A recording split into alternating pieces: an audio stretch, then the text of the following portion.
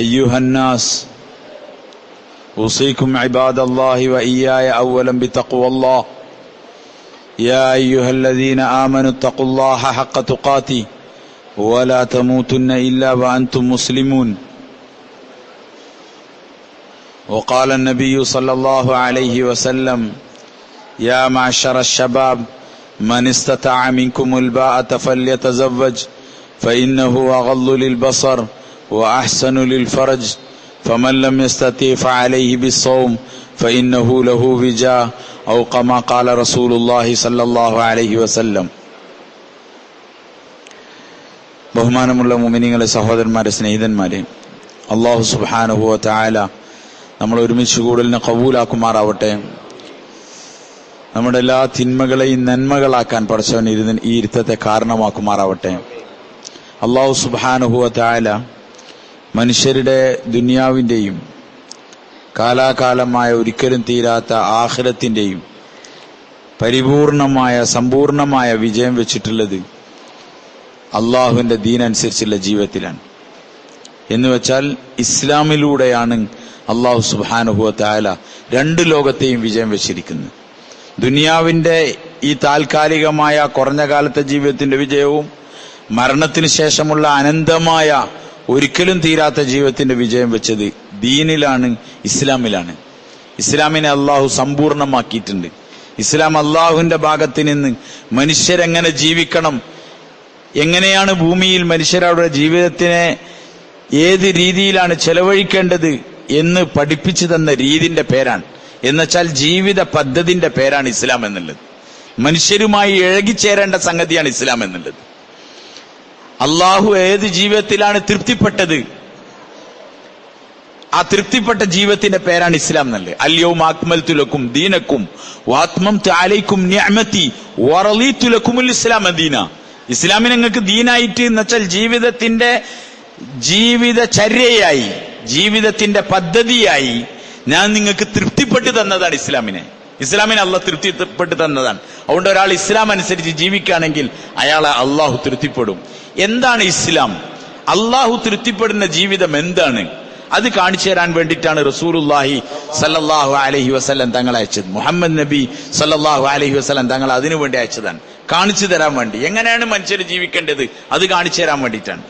റസൂലുള്ളാഹി സല്ലല്ലാഹു അലൈഹി വസല്ലം തങ്ങൾ എങ്ങനെ ജീവിച്ചു കാണിച്ചു തന്നോ ആ രീതിയിൽ നമ്മൾ ജീവിച്ചാൽ ഉറപ്പാണ് സഹാബാക്കളെ അള്ളാഹു തൃപ്തിപ്പെട്ടതുപോലെ നമ്മളെ അള്ളാഹു തൃപ്തിപ്പെടും.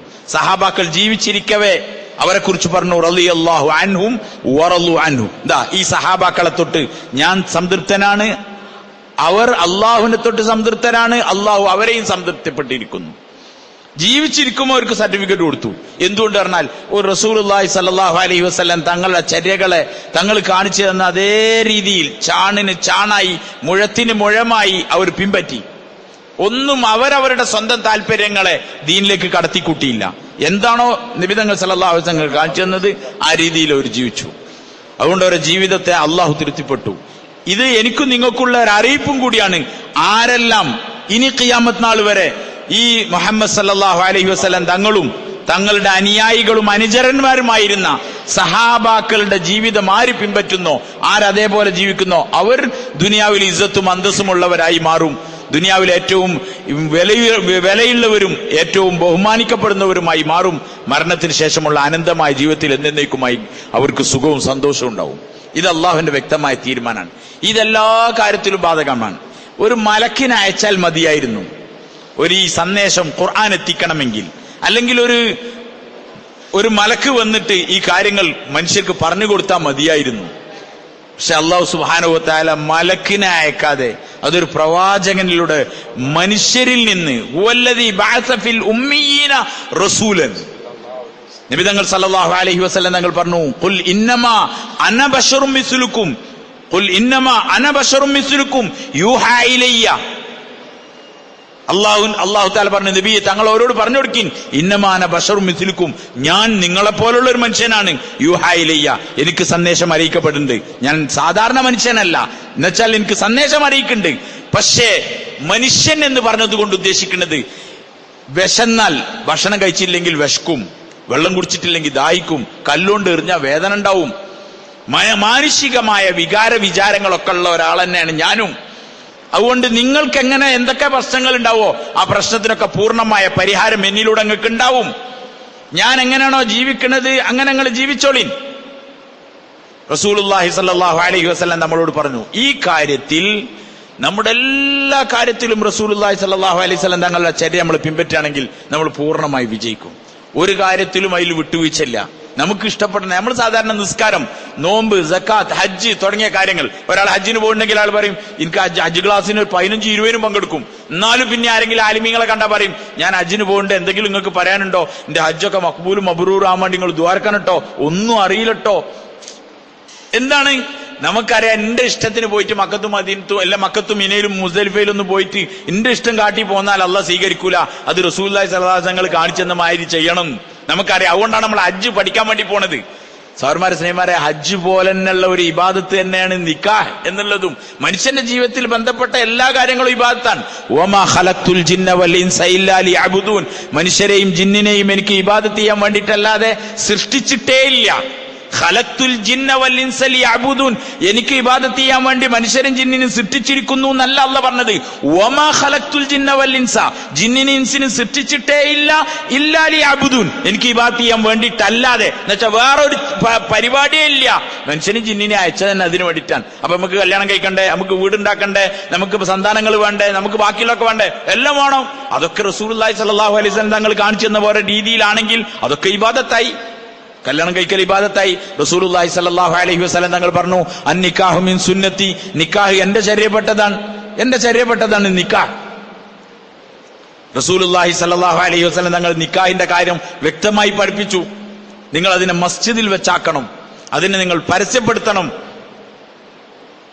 തുടങ്ങിയ ഒരുപാട് കാര്യങ്ങൾ വ്യക്തമായി പറഞ്ഞു.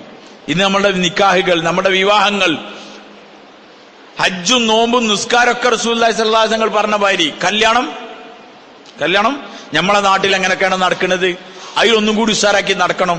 എന്നിട്ട് നമ്മളെ പോലത്തെ ആൾക്കാർ പറയും കല്യാണം എന്ന് പറഞ്ഞ ഓനൊക്കെ നടത്തിയമാതിരി നടത്തണം, കായ് വെറുതെ കീശ വെച്ചിട്ട് കാര്യമില്ല. ആൾക്കാർ വിചാരിക്കുകയാണ് എന്ന് വെച്ചാൽ പൊടിച്ച് പടക്കം പൊട്ടിച്ച് ആകെ ജഗപൊകയായി ആണും പെണ്ണൊക്കെ ഈ മാളുകളിൽ അല്ലെങ്കിൽ കല്യാണ മണ്ഡപങ്ങളിൽ കൂത്താടുന്ന പ്രവണതയാണ് ഇപ്പൊ പറഞ്ഞത്. ഭയങ്കര സംഭവമായിട്ട് നമ്മളെ ദീനാണ്. നമ്മുടെ ഓരോ ദിവസത്തിനെ കുറിച്ചും ഓരോ പൈസനെ കുറിച്ചും അള്ളാന്റെ മുമ്പിൽ ഹിസാബ് വരണം. അതുകൊണ്ട് വിവാഹം അത് ഇസ്ലാമികമായ മാർഗത്തിലാവണം. ഇസ്ലാം ഒരു കുടുംബജീവിതത്തിന്റെ തുടക്കമാണ് നിക്കാഹ്.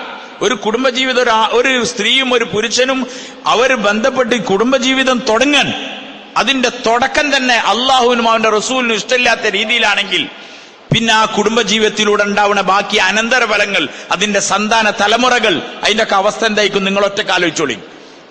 തുടക്കത്തിലെ അള്ളാഹു റസൂലിന് താല്പര്യമില്ല. ഇന്ന് കുടുംബത്തിൽ ആരെങ്കിലും തെറ്റി നിൽക്കുന്നുണ്ടെങ്കിൽ ഓരെല്ലാരും കൂട്ടും. അമ്മായി തെറ്റിട്ടുണ്ടെങ്കിൽ അമ്മായിനെ നിർബന്ധമായിട്ടും കൂട്ടും, കയ്യും കാലും പിടിക്കും. എന്തായാലും എന്റെ മോന്റെ കല്യാണത്തിന് കൂടണം എന്ന് പറഞ്ഞിട്ട് പോയിട്ട് കയ്യും കാലും പിടിക്കും. ഇല്ലെങ്കിൽ അമ്മായിനോട് പറയും അമ്മായി നിങ്ങൾ എന്തായാലും കൂടണം. അളാമനോട് കൂട്ടും, മൂത്താമ്മനെ കൂട്ടും, മൂത്താപ്പനെ കൂട്ടും. തെറ്റിക്കണ എല്ലാ ബന്ധങ്ങളും എല്ലാരും നന്നാക്കി എടുത്ത് കൂട്ടാൻ ശ്രമിക്കും.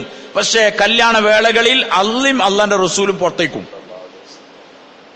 ഇവരുണ്ടാവും പുറത്ത്, വേറെ എല്ലാവരും ഉള്ളില്. എവിടെയാണ് അള്ളാഹുവിന്റെ ഭാഗത്തുനിന്ന് ഖൈറിന്റെ തീരുമാനം ഉണ്ടാകയില്? റസൂലുള്ളാഹി സ്വല്ലല്ലാഹു അലൈഹി വസല്ലം തങ്ങൾ വ്യക്തമായിട്ട് പറഞ്ഞു, അതിന് നിങ്ങൾ മസ്ജിദിൽ വെച്ചാക്കി. മസ്ജിദ് ഇബാദത്തിന്റെ സ്ഥലമാണ്, നമുക്കെല്ലാവർക്കും അറിയാം. മസ്ജിദ് ഇബാദത്തിന്റെ സ്ഥലമാണ്. അതുകൊണ്ട് നിക്കാഹ് മസ്ജിദിൽ വെച്ചാക്കുക. ഒരുവിധം ഫിത്നകളും ഫസാദൊക്കെ ഒഴിവായി കിട്ടും. നിക്കാഹിന്റെ കാര്യം ഇന്ന് ഉമ്മത്തിൽ വലിയൊരു കീറാമുട്ടി പ്രശ്നമാണ് വിവാഹം എന്നുള്ളത്. എല്ലാവരും ബേജാറിലുള്ളത്. 2, 3, 4 പെൺകുട്ടികളുള്ളവരൊക്കെ ബേജാറിലാണ്. ഓലൊക്കെ ആൾക്കാർ ബേജാറാക്കിക്കൊണ്ടിരിക്കും. ഓനക്ക് ചിലപ്പോൾ ബേജാറുണ്ടാവില്ല. പക്ഷെ കാണുന്നവരൊക്കെ എത്ര കുട്ടികളാണ് ചോദിച്ചു? 4 കുട്ടികളാണ് തന്നെ. 4 കുട്ടികളാണ്. എന്ത് കുട്ടിയാണ് ചോദിച്ചു? ഒക്കെ പെൺകുട്ടികളാണ് തന്നെ. അപ്പോൾ അയാളോടൊരു സാതാപം. എന്താ അയാളോട് സാതാപം? 4 കുട്ടികളെ ഇതിനൊക്കെ കെട്ടിച്ചയക്കണം. അയാൾ സ്വന്തം കണക്കൂട്ടാണ് എത്ര ലക്ഷം റുപ്യ വേണം. ഇപ്പൊ ഇനി 4 പെൺകുട്ടികൾ കെട്ടിച്ചയക്കാൻ എത്ര ലക്ഷം റുപ്യ വേണം പോയി ഇന്നത്തെ മാർക്കറ്റ് അനുസരിച്ച്? ആകെ ബേജാറാകാൻ. സാധാരണഗതിയിൽ നടക്കുന്നത് തന്നെ ഗൾഫ് രാജ്യങ്ങളിലൊക്കെ ഉണ്ടെങ്കിൽ പോയാൽ ആളുകളോട്, ഞാൻ തിരൂരാറിന ഒരാളോട് സംസാരിച്ചിരുന്നു. അയാളിനോട് പറഞ്ഞു, ഞാനൊരു 3 ഗൾഫ് പോയി, ഞാൻ അതുകൊണ്ട് മൂത്ത മോളെ കെട്ടിച്ച് ഇനി ഒരു ഓട്ടർഷ ഉണ്ടാവും ഇട്ടിട്ടാണ് 2ാമത്തോളെ കെട്ടിച്ചാന്. പിന്നെ 3ാമത്തേന് കെട്ടിച്ചത്ത് വിൽക്കാനില്ലാന്ന്. ഇപ്പൊ വാടക വരയിലുള്ളത്.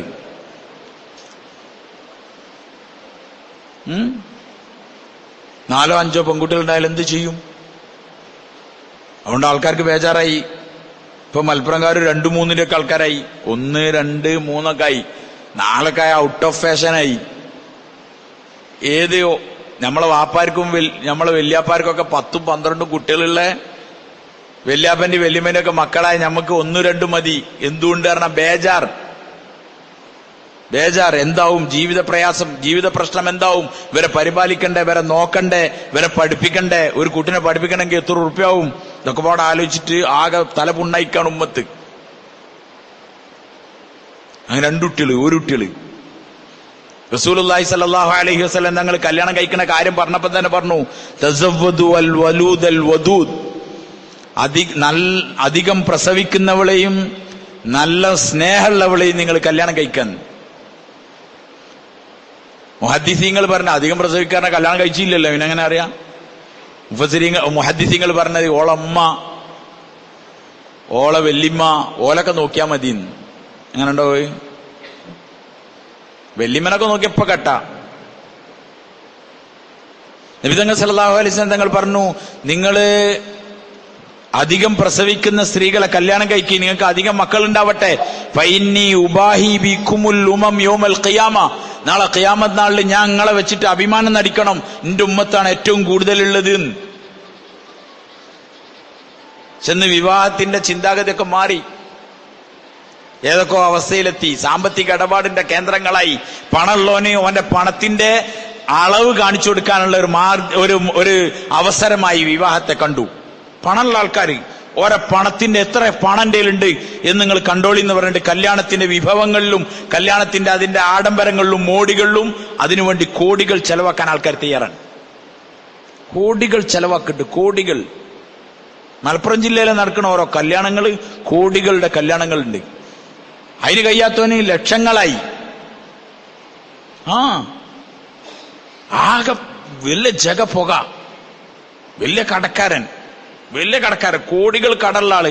അയാളും മക്കളെ കല്യാണം കഴിച്ചത്, മക്കളെ 3 ദിവസമാണ് കല്യാണം നടത്തിയത്. 3 ദിവസം കോടികൾ കടണ്ട അയാൾക്ക്. പക്ഷെ കല്യാണം അത് മോശമായ തറവാടിത്തത്തിന് മോശം. അതുകൊണ്ട് വേണ്ടതും വേണ്ടാത്തൊരു ആഭാസത്തരങ്ങൾ നടത്താൻ. സാർമാരെ, വിവാഹം ഇബാദത്താണ്. റസൂലുള്ളാഹി സ്വല്ലല്ലാഹു അലൈഹി വസല്ലം തങ്ങളുടെ ഹദീസിന്റെ താല്പര്യത്തിലുണ്ട്. വിവാഹം പ്രയാസകരമായി മാറാനുള്ള കുറെ കാരണങ്ങളുണ്ട്.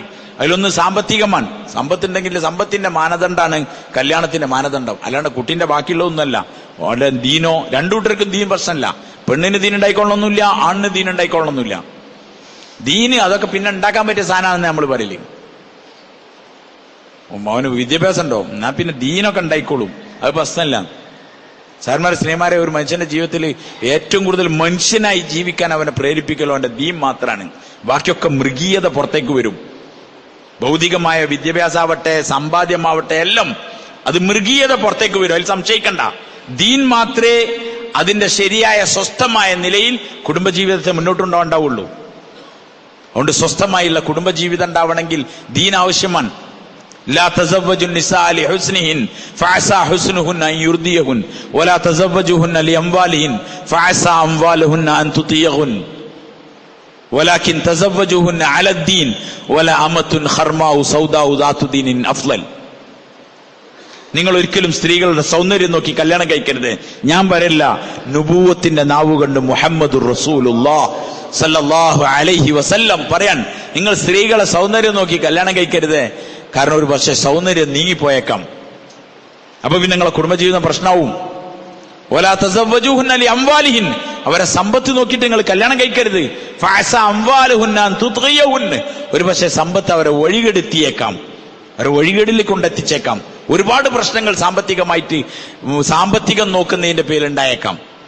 വലാകിൻ തസവ്വജൂഹുന്ന അലദ്ദീൻ, ഒരു ദീൻ നോക്കി നിങ്ങൾ കല്യാണം കഴിക്കണം. വലാ അമത്തുൻ ഖർമാഉ സൗദാഉ ദാതു ദീനിൻ അഫ്ളൽ, ഒരു അടിമ പെണ്ണാണ്, കറുത്തവളാണ്, അവൾക്ക് വൈകല്യങ്ങളുള്ള പെണ്ണാണ്, എന്നാലും അവൾ ദീനുള്ളവളാണെങ്കിൽ സൗന്ദര്യവതിയും ആ വൈകല്യങ്ങളില്ലാത്ത സുന്ദരിയായ സ്വതന്ത്രയായ സ്ത്രീയേക്കാൾ ശ്രേഷ്ഠമാണ് എന്ന് റസൂലുള്ളാഹി സ്വല്ലല്ലാഹു അലൈഹി വസല്ലം. അതുകൊണ്ട് ദീൻ ആണ് നമ്മുടെ ജീവിതത്തിന്റെ ഏറ്റവും വലിയ മാനദണ്ഡം. നബി തങ്ങൾ സല്ലല്ലാഹു അലൈഹി വസല്ലം തങ്ങളുടെ ഹദീസിന്റെ താല്പര്യത്തിലുണ്ട്, മൻ തസവ്വജ ഇംറഅതൻ ലിമാലിഹാ ലം യസിദുഹുല്ലാഹു ഇല്ലാ ഫഖറ വമൻ തസവ്വജ ഇംറാഅതൻ ലിഇസ്സിഹാ ലം യസിദുഹുല്ലാഹു ഇല്ലാ ദുല്ല വമൻ തസവ്വജ ഇംറാഅതൻ വലം യുരിദ് ബിഹാ ഇല്ലാ അൻ യഗുല്ല ബസറ ബാറകല്ലാഹു ലഹു ഫീഹാ വബാറക ലഹാ ഫീ ഔ ഖമാ ഖാല റസൂലുള്ളാഹി സ്വല്ലല്ലാഹു അലൈഹി വസല്ലം. ആരെങ്കിലും ഒരു സ്ത്രീയെ വിവാഹം കഴിച്ചു, മൻ തസവ്വജ ഇംറാഅതൻ ലിഇസ്സിഹാ, ആരെങ്കിലും ഒരു സ്ത്രീയെ വിവാഹം കഴിച്ചത് അവളുടെ പെരുമക്ക് വേണ്ടി, ഇസ്സത്തിന് വേണ്ടിയിട്ട്, ഇന്നാളെ പേരക്കുട്ടിനാണ്, ഇന്നാളെ മോളാണ് എന്നൊക്കെ പറഞ്ഞാൽ ഒരു അത്യാവശ്യം വെയിറ്റും കാര്യങ്ങളൊക്കെ ഉണ്ടാവും, ഒരു തറവാടിത്തും ഒരു വലിയ സെറ്റപ്പ് ഉണ്ടാവും, അന്തസ് ഉണ്ടാവും എന്നൊക്കെ അതിനു വേണ്ടിയിട്ടാണ് കല്യാണം കഴിച്ചതെങ്കിൽ ലം യസിദുഹുല്ലാഹു ഇല്ലാ ദുല്ല, ആ കുടുംബജീവിതത്തിൽ അവന് നിന്ദ്യതല്ലാതെ വേറൊന്നും ഉണ്ടാവില്ല. വമൻ തസവ്വജ ഇംറാഅതൻ ലിമാലിഹാ, ഒരാൾ വിവാഹം കഴിച്ചത് അവളുടെ സമ്പത്തിന് വേണ്ടിയിട്ടാണ്. ഓളെ വാപ്പ അങ്ങനത്തെ ആളാണ്, ഓളെ അമ്മക്ക് ഇത്ര ബിൽഡിംഗ് ഉണ്ട്, ഓൾക്ക് അത്ര തോട്ടമുണ്ട്, ഇത്ര തോട്ടമുണ്ട് എന്നൊക്കെ നോക്കിയിട്ടാണ് കല്യാണം കഴിച്ചതെങ്കിൽ ലം യസിദുഹുല്ലാഹു ഇല്ലാ ഫഖറ, ആ കുടുംബജീവിതത്തിൽ അവർക്ക് ദാരിദ്ര്യമില്ലാതെ വേറൊന്നുണ്ടാവില്ല. ദാരിദ്ര്യം എന്ന് പറഞ്ഞാൽ അവർ ആൾക്കാരെ മുന്നിൽ യാചിക്കുന്ന ആൾക്കാരാവുന്നല്ല. ദാരിദ്ര്യത്തിന് പല അർത്ഥമുണ്ട്. മറ്റുള്ളവരിലേക്ക് എപ്പോഴും ആവശ്യക്കാരായിരിക്കും. എന്നുവെച്ചാൽ സ്വസ്ഥത ഒരിക്കലും ഉണ്ടാവില്ല. ലൈസൽ ഗിന അൻ കസ്റത്തിൽ അറൽ വലാകിന്നൽ ഗിന ഗിനൽ ഖൽബ്. വസ്തുക്കളുടെ പെരുമന്റെ പേരല്ല ധന്യത, സമ്പന്നത. കുറെ ബംഗ്ലാവും ഫ്ലാറ്റും റിസോർട്ടും തോട്ടങ്ങളും വണ്ടിയും കച്ചവടവും ഒക്കെ ഉണ്ടാവലല്ല സമ്പന്നത, ധന്യത എന്ന് പറഞ്ഞത്. ഞാൻ പറയില്ല, അള്ളാന്റെ റസൂൽ സല്ലല്ലാഹു അലൈഹി വസല്ലം നിങ്ങൾ പറയാൻ വലാകിന്നൽ ഗിന ഗിനൽ ഖൽബ്, ധന്യത സമ്പന്നത എന്നൊക്കെ പറഞ്ഞത് മനസ്സിലുണ്ടാണ്ട സാധനമാണ്. മനസ്സിന് ഭയങ്കര സ്വസ്ഥത ഉണ്ട്. ഓൻ പട്ടിണി പാവാണെങ്കിലും ഓൻ ഭയങ്കര പണക്കാരനാണ്. കാരണം ഓന്റെ സമാധാനമുണ്ട്, കോടികൾ ആസ്തിണ്ട്. പക്ഷെ സമാധാനം ഇല്ലെങ്കിൽ പിന്നെ എന്താ അതിനോട് കാര്യം? ഉറക്കം വരുന്നില്ല, ഗുളിക കഴിക്കണം. അതുകൊണ്ട് റസൂലുള്ളാഹി സ്വല്ലല്ലാഹു അലൈഹി വസല്ലം തങ്ങൾ പറയാൻ വസ്തുക്കളുടെ പെരുമല്ല ധന്യത എന്ന് പറഞ്ഞത്, മനസ്സിന്റെ സമാധാനമാണ്. റസൂലുള്ളാഹി സ്വല്ലല്ലാഹു അലൈഹി വസല്ലം തങ്ങൾ പറഞ്ഞു, സമ്പത്ത് നോക്കി കല്യാണം കഴിക്കുകയാണെങ്കിൽ ഓനയിൽ ഐശ്വര്യം ഉണ്ടാവില്ല, ഓനയിൽ ദാരിദ്ര്യം ഉണ്ടാവും എന്ന് പറഞ്ഞാൽ മനസ്വസ്ഥത ഓനയിൽ ഉണ്ടാവില്ല. കുടുംബജീവിതം കൊണ്ട് ഉദ്ദേശിക്കുന്ന തന്നെ സ്വസ്ഥതയാണ്. കുടുംബജീവിതം, സമ്പത്ത് അത് വരും വരാതിരിക്കും.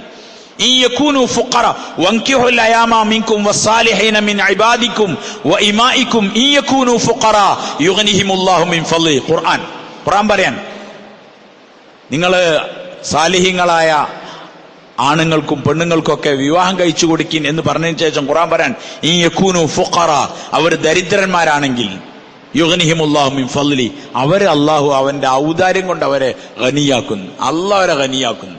എന്നുവെച്ചാൽ മനസ്സിന് സ്വസ്ഥതയും ധന്യതൊക്കെ അള്ളാഹ് കൊടുക്കും. ആവശ്യമുള്ള സമ്പത്തും കാര്യങ്ങളും അവൻ കൊടുക്കും. അതുകൊണ്ട് സമ്പത്തിന് വേണ്ടി കല്യാണം കഴിച്ചാൽ അത് കുടുംബജീവിതത്തിൽ വലിയ പ്രയാസങ്ങൾ ഉണ്ടാവും, ദാരിദ്ര്യം ഉണ്ടാവും. ഒമൻ തസവ്വജ ഇംറാഅതൻ വലം യുരിദ് ബിഹാ ഇല്ലാ അൻ യഗുല്ല ബസറ ബാറകല്ലാഹു ലഹു ഫീഹാ വബാറക ലഹാ ഫീ, ആരെങ്കിലും കല്യാണം കഴിച്ചത് അവന്റെ ഒമൻ തസവ്വജ ഇംറാഅതൻ വലം യുരിദ് ബിഹാ ഇല്ലാ അൻ യഗുല്ല ബസറ, അവന്റെ കണ്ണിനെ അവൻ സൂക്ഷിക്കണം. എന്ന് വെച്ചാൽ അള്ളാഹു നിഷിദ്ധമായ കാര്യങ്ങളിൽ നിന്ന് കണ്ണിനെയും അവന്റെ ഗുഹ്യഭാഗത്തെയും അവന്റെ വികാരത്തെയും എല്ലാം അള്ളാഹു ഹറാമാക്കിയതിൽ നിന്ന് സൂക്ഷിച്ച് അതിനെ ഹലാലായ നിലയിൽ അള്ളാഹ്ക്ക് ഇഷ്ടപ്പെട്ട നിലയിൽ ഉപയോഗിക്കണം.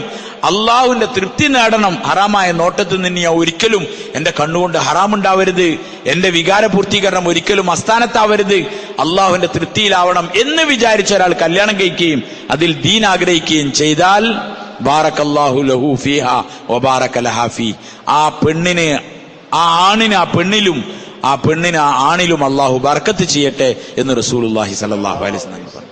അതുകൊണ്ട് നമ്മളെ കുടുംബജീവിതത്തിന്റെ ഏറ്റവും മാനദണ്ഡം, ഏറ്റവും പ്രധാനപ്പെട്ട കാര്യം ദീനാണ്. സഹോദരന്മാരെ, ദീനുള്ള ഭാര്യ ഭർത്താക്കന്മാർ ഒരു വലിയ സന്തോഷത്തിലേക്കുണ്ടാവുക, വലിയ റാഹത്തിലേക്കുണ്ടാവുക. ബാഹ്യമായ സംഗതികളൊന്നും ഉണ്ടാവില്ല.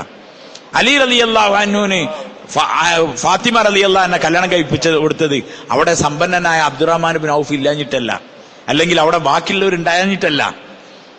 അലി റളിയല്ലാഹു അൻഹു ഏറ്റവും ഉചിതനായ ഭർത്താവായിരുന്നു. സത്യത്തിൽ ഭയങ്കര ദാരിദ്ര്യമായിരുന്നു, ഭയങ്കര പട്ടിണിയായിരുന്നു. നബി തങ്ങൾ സല്ലല്ലാഹു അലൈഹി വസല്ലം പുന്നാരമോൾ ഒരുപാട് പട്ടിണി കിടന്നിട്ടുണ്ട്. നബി തങ്ങൾ സല്ലല്ലാഹു അലൈഹി വസല്ലം തങ്ങൾ ഒരു സാമ്പത്തിക സോഴ്സ് നോക്കിയിട്ട് കല്യാണം കഴിപ്പിച്ചു കൊടുത്തല്ല, അല്ലെങ്കിൽ ഏതെങ്കിലും ഭൗതികമായ അല്ല, ദീൻ.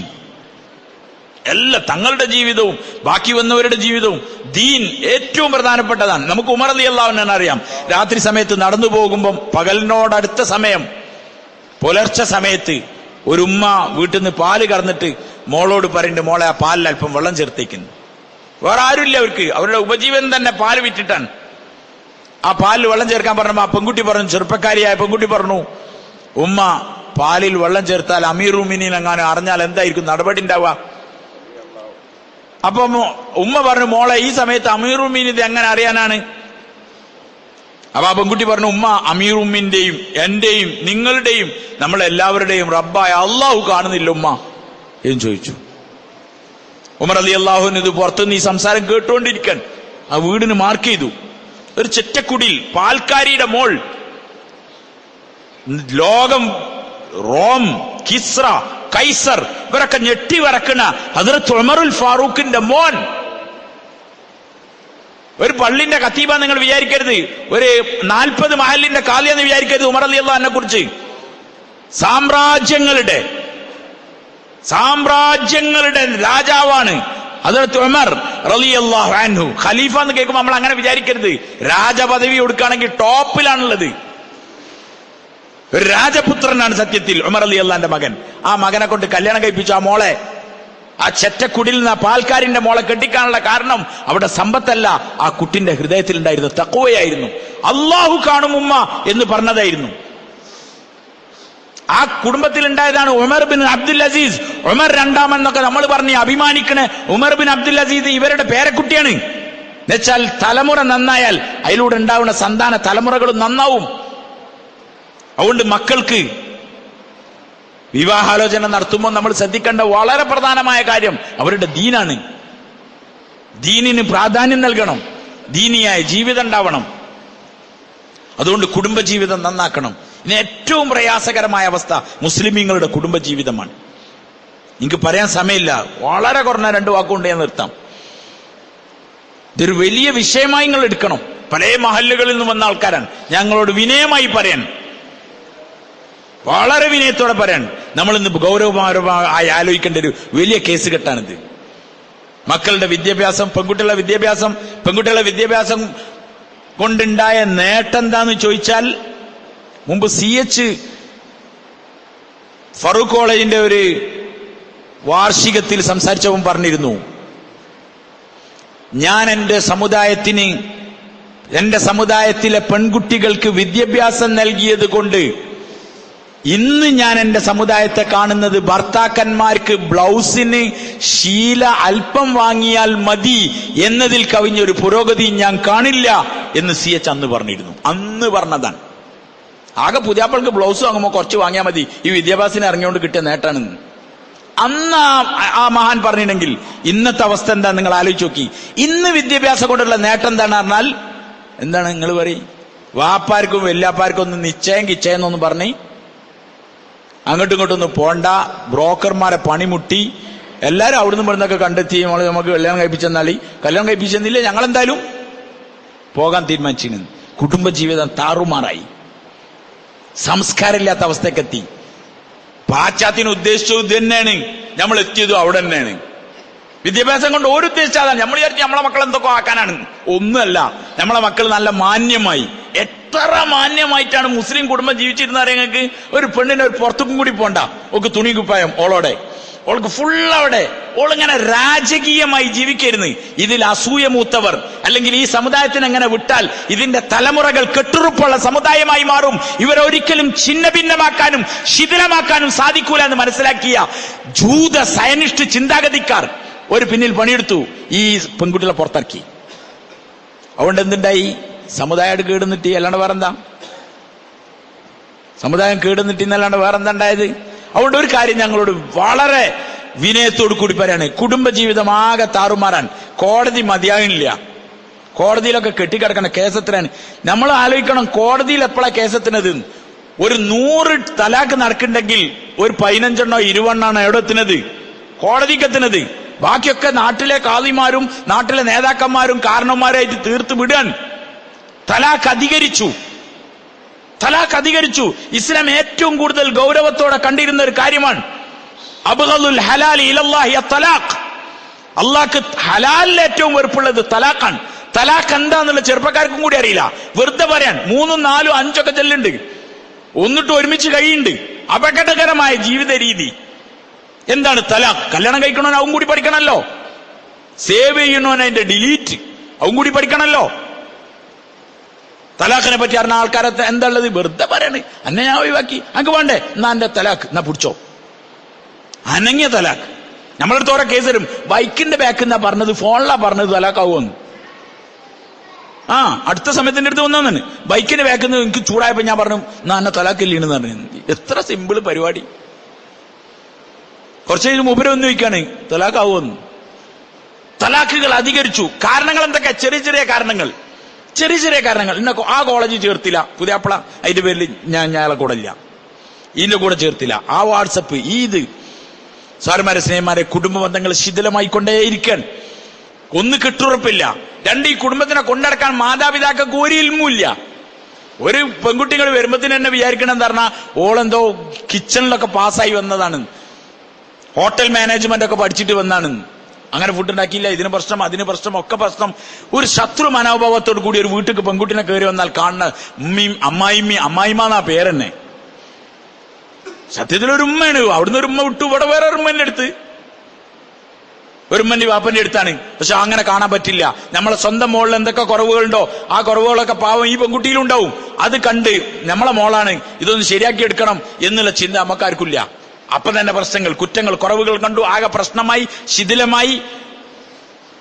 ഏറ്റവും ഇഷ്ടപ്പെട്ട മോനെയും ഓളയും കൊണ്ട് വാടക കോട്ടേജ് പോവാ. വാടക കോട്ടേജൊക്കെ മലപ്പുറം ജില്ലയിൽ ഫുള്ളാ. വീട്ടിൽ കയറുന്ന പുതിയാപ്പളിനെ മോനായിട്ട് കാണാൻ പറ്റില്ല, മരോനായിട്ടാ കാണുന്നത്. ഓന്റെ വരുന്ന ബലഹീനതകൾ പറഞ്ഞ് എന്തെങ്കിലും കുറവുകളോ ബലഹീനതകളോ വന്നാൽ അതിനെ പരിഹരിക്കാൻ പറ്റുന്ന രീതിയിലുള്ള സംസാരങ്ങളും ഇല്ല. അങ്ങനെ ആകെ താറുമാറായി കിടക്കുകയാണ് ഈ സമുദായം. ഏറ്റവും കൂടുതൽ കുടുംബജീവിതം വൃത്തിയായ നിലയിൽ പഠിപ്പിച്ചത് ഇസ്ലാം മാത്രമാണ്. ഇവിടുത്തെ മാരേജിന്റെ കൗൺസിലിംഗ്, മറ്റേ കൗൺസിലിംഗ് എന്നൊക്കെ പറഞ്ഞിട്ട് നിങ്ങൾ 3000, 5000, 10000, 20000 ഒക്കെ കൊടുത്ത് പഠിക്കുന്നതും കേൾക്കുന്നതൊക്കെ ഇസ്ലാമിന്റെ കോപ്പിയാണ്, ഹദീസിന്റെ ഖുറാന്റെ കോപ്പിയാണ്. പക്ഷെ നമ്മളെ മഹല്ലിൽ നടക്കില്ല. ക്രിസ്ത്യൻ സഭ ഒരു തീരുമാനം എടുത്തു, ഓരോ സഭയിൽ ഒരു കുട്ടിനെ കെട്ടിക്കുകയോ അല്ലെങ്കിൽ കെട്ടി കൊണ്ടുവരികയോ ചെയ്യുകയാണെങ്കിൽ നിർബന്ധമായും ആ കുടുംബങ്ങൾക്ക് ഒരു കൗൺസിൽ കൊടുക്കുന്നുണ്ട്. ക്രിസ്തീയ സഭ ഓരോ സഭ കൊടുക്കുന്നുണ്ട്. കാരണം എന്താ പറഞ്ഞാൽ ഓരോ വാപ്പനി അച്ഛനി അമ്മനി ഓരെല്ലാരും വിളിച്ചിരുത്തി ഇങ്ങനെയാണ് കുടുംബജീവിതം എന്നൊക്കെ പറഞ്ഞു കൊടുക്കുന്നുണ്ട്. നമ്മളെ അക്കന്മാർക്ക് ആരാ പറഞ്ഞു കൊടുക്കുന്നത്?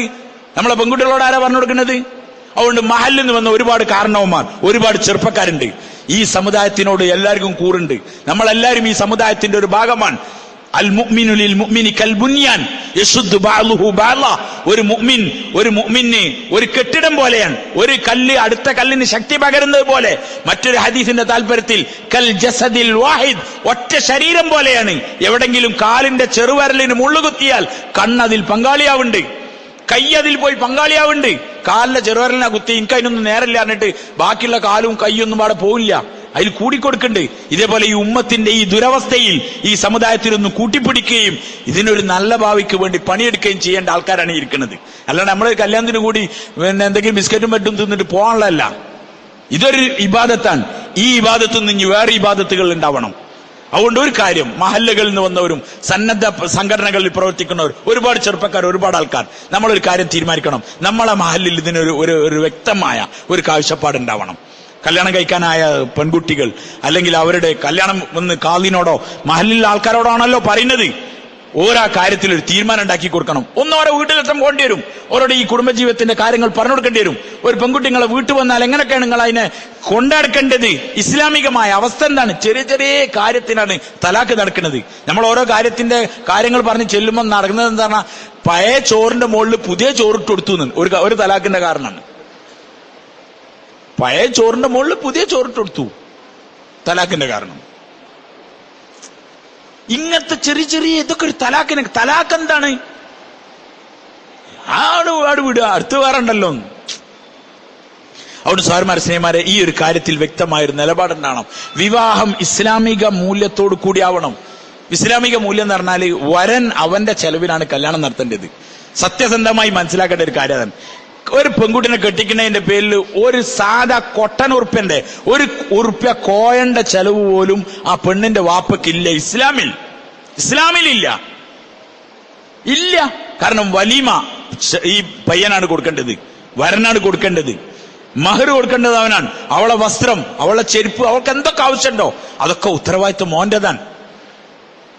പിന്നെന്തിനാ ഈ പാവം ഇയാള് കുറെ കൊല്ലം പണി കഷ്ടപ്പെട്ട് ഈ പെൺകുട്ടിനെ 10-18 വയസ്സ് വരെ നോക്കിണ്ടാക്കാന്ന് പറഞ്ഞാൽ എത്ര വലിയ ത്യാഗാൻ. എന്നിട്ട് മോളെ ഏൽപ്പിച്ചു കൊടുക്കുക, പിന്നെ അയാളുടെ ഒരു 5-8 കൊല്ലത്തെ സമ്പാദ്യം മുഴുവൻ ഓനെ ഏൽപ്പിക്കുക, എന്നിട്ട് ലാസ്റ്റ് ഇവളെ എന്തെങ്കിലും ചെറിയ ഇഷ്യൂ ഉണ്ടാവുമ്പോ കാര്യം തീർക്കുക, തലാക്കില്ല, എന്നിട്ട് പിന്നെ ആ കായിട്ടാൻ വേണ്ടി ഈ സാധുവും ഈ ഇയാളും കൂടിയിട്ട് കോടതി കയറി തന്നെ നടക്കുക. ഏത് കായ്? ഇയാൾ 8 കൊല്ലം അധ്വാനിച്ചുണ്ടാക്കിയ കായ് രണ്ടാമതൊന്ന് തിരിച്ചിട്ടാൻ. നിങ്ങളൊന്ന് ആലോചിച്ച് നോക്കി, എന്തൊരു മണ്ടത്തരം! എന്തൊക്കെ ഇസ്ലാമാവോ? നിങ്ങളൊറ്റ ആലോചിച്ച് നോക്കി, ഇങ്ങനെ ഒരു ഇസ്ലാം ഉണ്ടാവോ? ഇസ്ലാമിനെ വികൃതം മുഖം കാണിച്ചു കൊടുത്തത് മറ്റുള്ളവർക്ക് ഞാനും നിങ്ങളുമാണ്. അതുകൊണ്ട് ഒരു വ്യക്തമായ ജീവിത പദ്ധതിന്റെ പേരാണ് ഇസ്ലാം. എന്താണ് ഇസ്ലാം പറഞ്ഞത്? നമ്മളനുസരിച്ച് ചെയ്യാം. അതുകൊണ്ട് ഇൻഷാ അല്ലാഹ് ഈ കാര്യങ്ങൾ നമ്മൾ ശ്രദ്ധിക്കലും ഇൻഷാ അല്ലാഹ്. ഈ പെണ്ണിന്റെ വീട്ടുകാർക്ക് ₹1 സാമ്പത്തിക അവസ്ഥ ചെലവില്ലട്ടോ. ആ കാര്യങ്ങൾ നമ്മൾ മനസ്സിലാക്കണം. വലീമ വരെ പുരുഷന്റെ വീട്ടിലാണ്. നമ്മളെ നാട്ടിലൊക്കെ സാധാരണ സ്വഭാവമുണ്ട്, പെണ്ണിന്റെ നാട്ടിൽ നിക്കാഹ് എടുത്താന്ന്. അത് എന്താണോ എനിക്കറിയില്ല. ഇസ്ലാമികമായ കാഴ്ചപ്പാട് ആണിനാണ് നിക്കാഹിന്റെ അവകാശി. രേഖ പെണ്ണിന്റെ അവിടുന്ന് കൊണ്ടുവന്നോട്ടെ, ഒരു കുഴപ്പമില്ല. വലീമ അവൻ കൊടുക്കട്ടെ. പെണ്ണിന്റെ വീട്ടുകാർ കൊടുക്കണ വലീമ തിന്നണ കാര്യം നിങ്ങൾ ഇമാം ഗസാലിനോട് ചോദിക്കിൻ, അദ്ദേഹത്തിന്റെ കിതാബിലുണ്ട്. ഇമാം ഗസാലി റഹ്മത്തുള്ളാഹി അലൈഹിനോട് ചോദിക്കിൻ, വ്യക്തമായി എഴുതിയിട്ടുണ്ട് അദ്ദേഹം. പെണ്ണിന്റെ വീട്ടിൽ പോയി തിന്നതിന്റെ ഇസ്ലാമികമായ മാനം തന്നു. നമുക്കൊന്നൊരു പ്രശ്നമല്ല. നമ്മളൊരു 100 ആളോട് വരൂട്ടോ അറിയും. ആ സാധു കുടുങ്ങില്ലേ, നിങ്ങൾ വരണ്ടെന്ന് പറയാൻ പറ്റുമോ? അതിനാണെങ്കിൽ ഒരുപാട് മാമൂലാണ്. സാധാരണക്കാരന് ബിരിയാണി വെച്ചില്ലെങ്കിൽ ഓൽക്ക് പിന്നെ കാട, ഓൽക്ക് പിന്നെ മീന്, ഓൽക്ക് വേറെ സാധനങ്ങൾ. ഞാൻ എന്തെങ്കിലും മോശമായ വിളിച്ചു പറയും. ആകെന്റെ ചങ്ങായിമാരെ കൊണ്ടുവന്ന് ഞാൻ ആകെ നാണം കെട്ടു. എന്ത് പരിപാടിയാണ്, തിന്നാൻ കൊടുക്കാൻ കഴിയില്ലെങ്കിൽ ആദ്യം എന്നെ പറഞ്ഞുകൂടെ എന്നൊക്കെ ചോദിക്കും. എന്തൊരക്രമം! ഞങ്ങളൊരു 100 ആളോട് വരും. എന്ത് 100 ആള് പോയി? എനിക്ക് 200 ആളാണ് വിളിക്കോ, എന്റെ വീട്ടിൽ ചെലവർത്തിക്കോ. വലീമ പുരുഷനാണ് കൊടുക്കേണ്ടത്. അതുകൊണ്ട് ഈ കാര്യങ്ങൾ പ്രത്യേകം ശ്രദ്ധിക്കുക. പെണ്ണിന്റെ വീട്ടിൽ നിന്ന് ഒന്നും വാങ്ങാനുള്ള എന്താണ് ഇസ്ലാമികമായുള്ളത് ഞാൻ എത്ര ആലോചിച്ചിട്ടും മനസ്സിലാവില്ല. നബി തങ്ങൾ സല്ലല്ലാഹു അലൈഹി വസല്ലം ഫാത്തിമ റളിയല്ലാഹു അൻഹയ്ക്ക് കൊടുത്തു എന്നൊക്കെയാണ് പറഞ്ഞത്. ആകെ കൊടുത്തത് ഒരു വിരിപ്പ്, ഒരു തലക്കാണിയും, പിന്നെ ഒരു ആസുകല്ല്, ഒരു പാത്രം, ഇതൊക്കെയാണ്. അത് പറഞ്ഞാൽ സ്വന്തം വീട്ടിൽ നിന്നാണ് മാറി താമസിച്ചപ്പോൾ കൊടുത്തതാണ്. അവരെ അലി റളിയല്ലാഹു അൻഹു നബി തങ്ങളെ വീട്ടിൽ തന്നെ ഉണ്ടായിരുന്നത് സല്ലല്ലാഹു അലൈഹി വസല്ലം. ആ ഭൂമി കൊടുക്കാൻ ഉസ്മാൻ റളിയല്ലാഹു അൻഹു കൊടുക്കണ്ടേ? 2 മക്കളെ കെട്ടിച്ചു ഉസ്മാൻ റളിയല്ലാഹു അൻഹു. ബർക്കത്ത് എന്നുള്ള നിലയിൽ കൊടുക്കുകയാണെങ്കിൽ ഉസ്മാൻ റളിയല്ലാഹു അൻഹു കൊടുക്കണം. വത്തഖുല്ലാഹ വഅദിലു ബൈന ഔലാദിക്കും. വത്തഖുല്ലാഹ് നബി തങ്ങൾ സല്ലല്ലാഹു അലൈഹി വസല്ലം പറഞ്ഞു, നിങ്ങൾ അല്ലാഹനെ സൂക്ഷിച്ചോളിൻ. വഅദിലു ബൈന ഔലാദിക്കും, നിങ്ങളുടെ മക്കളുടെ ഇടയിൽ നിങ്ങൾ നീതി പാലിക്കണം കേട്ടോ. ആ കാര്യത്തിൽ നിങ്ങൾ അല്ലാഹനെ സൂക്ഷിച്ചോളിൻ. ആര് പറഞ്ഞതാണ്? അല്ലാഹുവിന്റെ റസൂൽ സല്ലല്ലാഹു അലൈഹി വസല്ലം പറഞ്ഞതാണ്. ഒരാൾ പറഞ്ഞു, ഈ കുതിര ഇത് ഞാൻ ഇന്ന മോന് കൊടുക്കാം, അധികം കൊടുക്കാൻ വിചാരിക്കുന്നുണ്ട്, കുഴപ്പമുണ്ടോ ചോദിച്ചു. റസൂലുള്ളാഹി സ്വല്ലല്ലാഹു അലൈഹി വസല്ലം ചോദിച്ചു, നിങ്ങളെ ബാക്കി മക്കൾക്കൊക്കെ കൊടുക്കാൻ നിങ്ങൾ ഉണ്ടോ ചോദിച്ചു. ഇല്ല പറഞ്ഞു. ഇന്നാ ഒരു മോന് മാത്രം കൊടുക്കാൻ പറ്റില്ല കേട്ടോ പറഞ്ഞു. മക്കളുടെ ഇടയിൽ നിങ്ങൾ നീതി പാലിക്കണം എന്ന് പറഞ്ഞു. ഇസ്ലാമിക അനന്തര സ്വത്തിനെ അട്ടിമറിക്കുന്ന പരിപാടിയാണ് സ്ത്രീധനം എന്നുള്ളത്.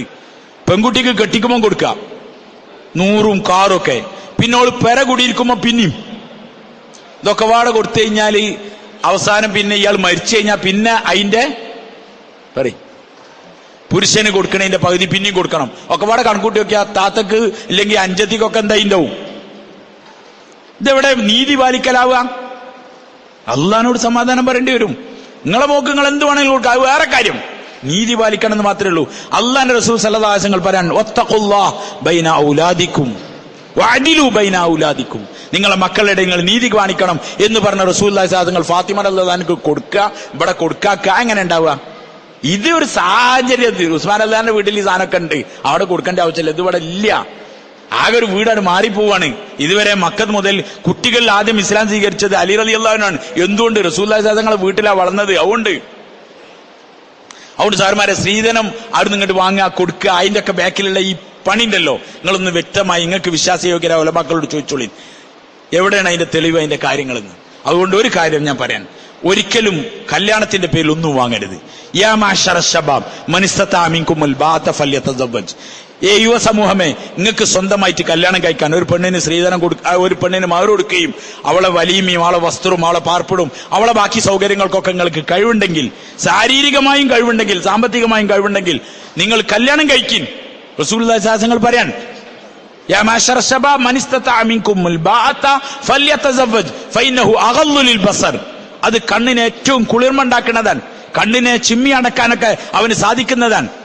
വഅഹ്സനുൽ ഫർജ്, അവന്റെ ഗുഹ്യഭാഗത്തെ സൂക്ഷിക്കാനും കോട്ട കെട്ടാനും മതിയായതാണ്. വമല്ലം യസ്തതി, ഇനി ഒരു പുരുഷൻ അങ്ങനെ സാധിക്കില്ല, സാമ്പത്തികമായിട്ട് ആവൂല, ശാരീരികമായിട്ട് ആവൂല എങ്കിൽ എന്താ ഓൻ ചെയ്യേണ്ടത്? ഓളെ വാപ്പനോട് വാങ്ങിക്കോട്ടെ എന്നല്ല റസൂലുള്ളാഹി തങ്ങൾ പറഞ്ഞത്. ഫൈലം യസ്തത്യ, ഇനി അവന് സാധിക്കൂലെങ്കിൽ ഫഅലൈഹി ബിസ്സൗം, അവൻ നോമ്പ് അനുഷ്ഠിച്ചു കൊള്ളട്ടെ, എന്നിട്ടെങ്കിലും അവന്റെ വികാരങ്ങളെ നിയന്ത്രിക്കട്ടെ. അപ്പോഴും ആരോടെങ്കിലും പോയി ചോദിക്കാനല്ല പറഞ്ഞത്. സാമ്പത്തികമായി മഹർ കൊടുക്കാൻ ശേഷിയില്ലാത്ത സഹാബാക്കളോട് റസൂലുള്ളാഹി സ്വല്ലല്ലാഹു അലൈഹി വസല്ലം പറഞ്ഞത്, അവരോടാണ് പറഞ്ഞത്, നിങ്ങൾ ഉസ്മാൻ റളിയല്ലാഹു അടുക്കൽ പോയിട്ട് മഹർ വാങ്ങിക്കോൾ, മഹറിനുള്ള പൈസ ഞാൻ തരാന്ന് പറഞ്ഞിട്ടുണ്ട്, നിങ്ങൾ പോയി വാങ്ങിക്കോളി. പെണ്ണിന്റെ വാപ്പനോടല്ല പറഞ്ഞത്. ആണിന് മഹർ കൊടുക്കാനില്ല, ഓൻ ആരോഗ്യപരമായിട്ടുണ്ട്, ഓന് കല്യാണം കഴിക്കാനുള്ള സാമ്പത്തികമില്ല, അത് മഹലിന്റെ ബാധ്യതയാണ്, ഓൻ എന്തെങ്കിലും കൊടുത്തിട്ട് ഓനെ കല്യാണം കഴിപ്പിക്കാന്നുള്ളത്. അല്ലാണ്ട് പെണ്ണിന്റെ വീട്ടുകാർക്ക് എന്തിനു കൊടുക്കണം? അതുകൊണ്ട് ഈ ഒരു കാര്യം നല്ലപോലെ ശ്രദ്ധിക്കണം. അവസാനമായി ഞാൻ പറഞ്ഞ ഒരു കാര്യം എന്താണെന്ന് പറഞ്ഞാൽ, ചെറുപ്പക്കാർ നിങ്ങൾ എന്തായാലും ഒരു നിലപാടെടുക്കണം. ഞാൻ സ്വന്തം സമ്പാദിച്ചുണ്ടാക്കിയതോ അല്ലെങ്കിൽ എൻ്റെ ഉപ്പ ഉണ്ടാക്കിയതോ എന്റെ സ്വന്തം ഭാഗത്ത് നിന്നുള്ള മഹർ കൊടുത്ത് ഞാൻ നിക്കാഹ് കഴിക്കും, എന്റെ ചെലവിൽ. അങ്ങനെ നിങ്ങൾ നിക്കാഹ് കഴിക്കാവൂ.